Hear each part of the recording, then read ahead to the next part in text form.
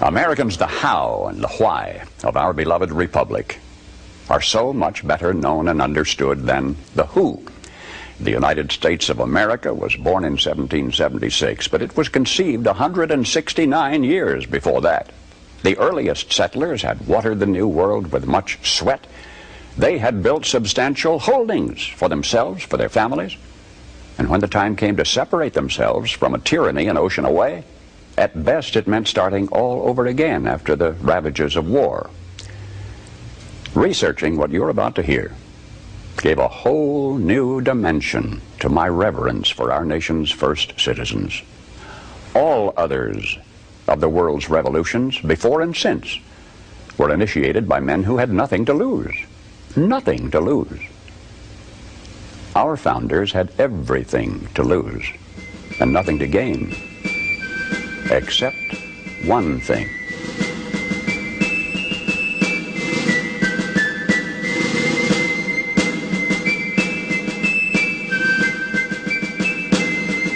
Hello, Americans. I'm Paul Harvey.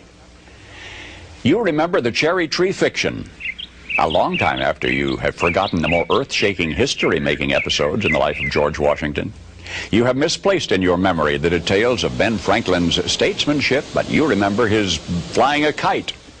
Joyce Kilmer was a great military hero, but the only thing you personally recall about him is his poetic tribute to trees. Maybe of this current decade, that which will be remembered best will not be its wars and its moon rockets or its crumbling frontiers or the giants who lived and died. Maybe all that'll survive to linger in the day-by-day vocabulary of generations yet unborn may be the songs of a Memphis minstrel or the reincarnation of electric automobiles. But for any eve of the 4th of July, I, Paul Harvey, do herewith bequeath unto you something to remember. You may not be able to quote one line from the Declaration of Independence at this moment.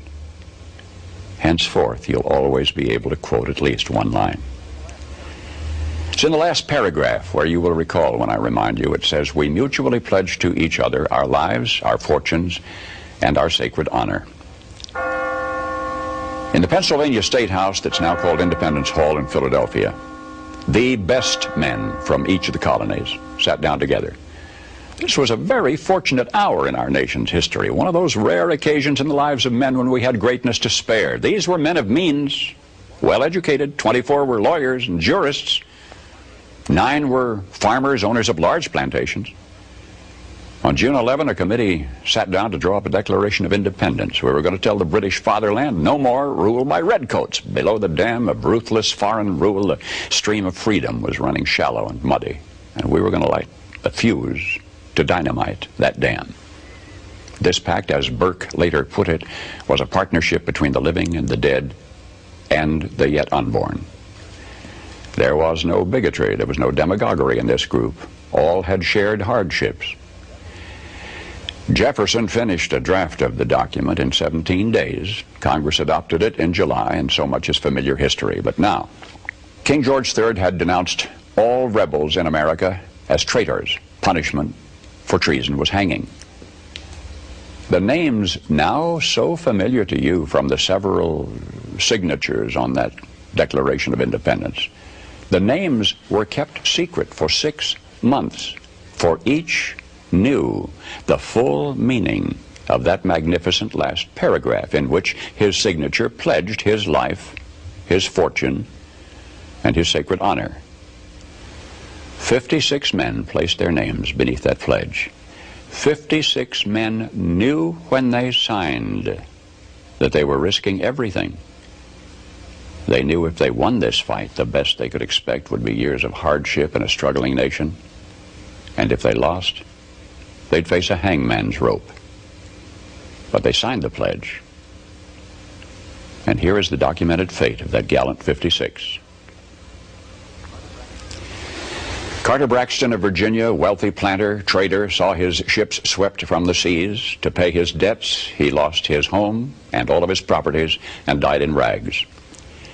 Thomas Lynch Jr., who signed that pledge, was a third-generation rice grower, aristocrat, large plantation owner. After he signed, his health failed. His wife and he set out for France to regain his failing health. Their ship never got to France, was never heard from again. Thomas McKean of Delaware was so harassed by the enemy that he was forced to move his family 5 times in 5 months. He served in Congress without pay, his family in poverty and in hiding. Vandals looted the properties of Ellery and Clymer and Hall and Gwinnett and Walton and Hayward and Rutledge and Middleton.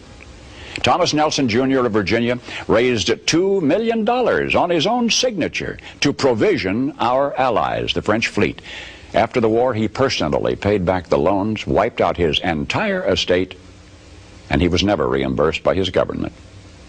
In the final battle for Yorktown, he, Nelson, urged General Washington to fire on his, Nelson's, own home, which was occupied by Cornwallis. It was destroyed. Thomas Nelson, Jr. had pledged his life, his fortune, and his sacred honor.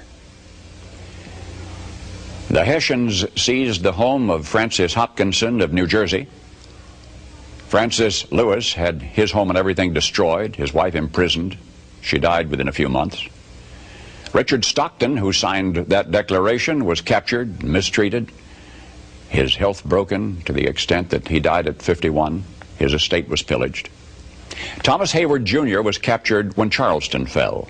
John Hart was driven from his wife's bedside while she was dying.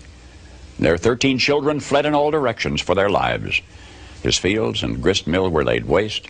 For more than a year he lived in forests and caves and returned home after the war to find his wife dead, his children gone, his properties gone, and he died a few weeks later of exhaustion and a broken heart.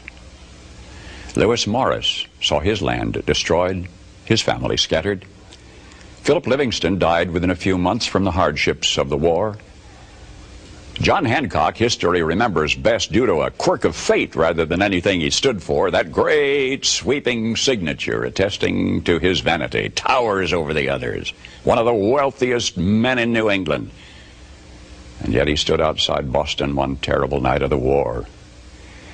And he said, "Burn Boston, though it makes John Hancock a beggar, if the public good requires it." So he, too, lived up to the pledge. Of the 56, few were long to survive.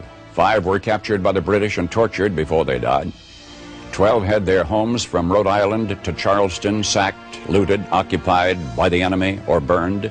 2 lost their sons in the army. 1 had 2 sons captured. 9 of the 56 died in the war from its hardships or from its more merciful bullets. I don't know what impression you had of the men who met that summer in Philadelphia. But I think it's important that we remember this about them. They were not poor men. They were not wild-eyed pirates.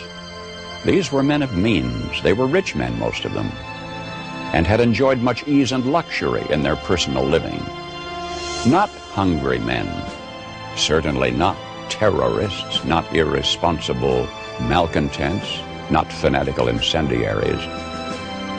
These men were prosperous men, wealthy landowners. They were substantially secure in their prosperity. They had everything to lose.